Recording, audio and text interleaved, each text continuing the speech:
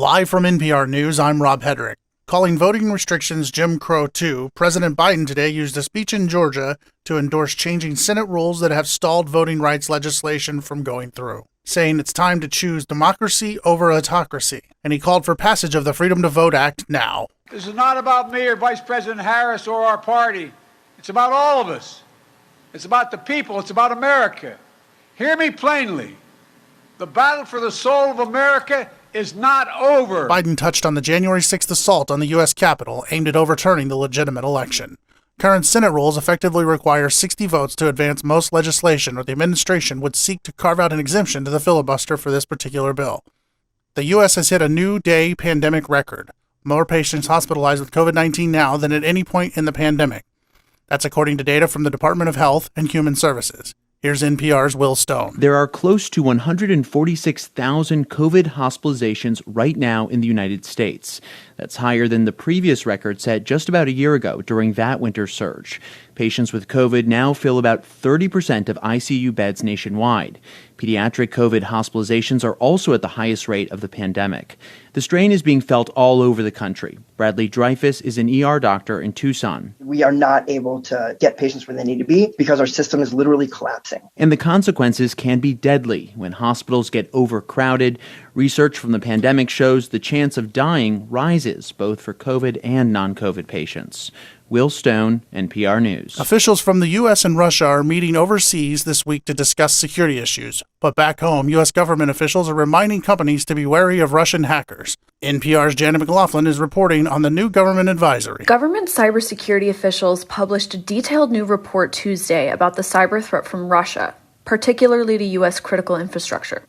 While many of the details have been previously publicized, the officials conveyed a sense of urgency, encouraging managers of critical industries to, quote, adopt a heightened state of awareness and to conduct proactive threat hunting.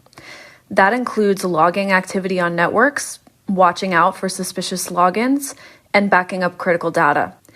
Meanwhile, in Brussels on Wednesday, high-level U.S. officials are focused on preventing escalating Russian aggression in Ukraine, including cyber attacks.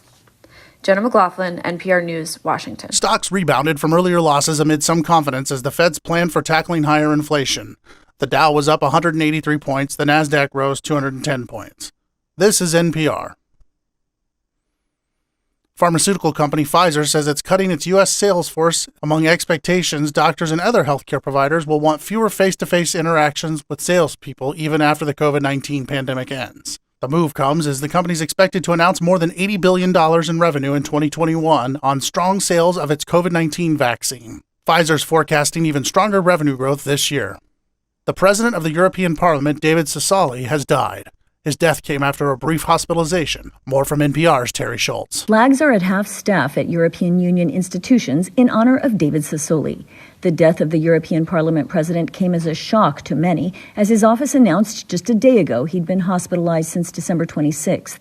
A statement says the former Italian journalist and politician died from a serious complication related to his immune system. European Commission President Ursula von der Leyen paid tribute to the man she called a dear friend as well as an outstanding leader. He wanted Europe to be more united, closer to its people, more faithful to our values. That's his legacy. And that's how I will remember him. The 65-year-old Sassoli had served as EU Parliament president since 2019. For NPR News, I'm Terry Schultz in Brussels. A medical helicopter with 4 people on board, including an infant, crashed in a residential area near Philadelphia today. The medevac chopper went down feet from a church in Upper Darby's Drexel Hill neighborhood. Pilot, co-pilot, and nurse and the infant patient were all pulled from the aircraft.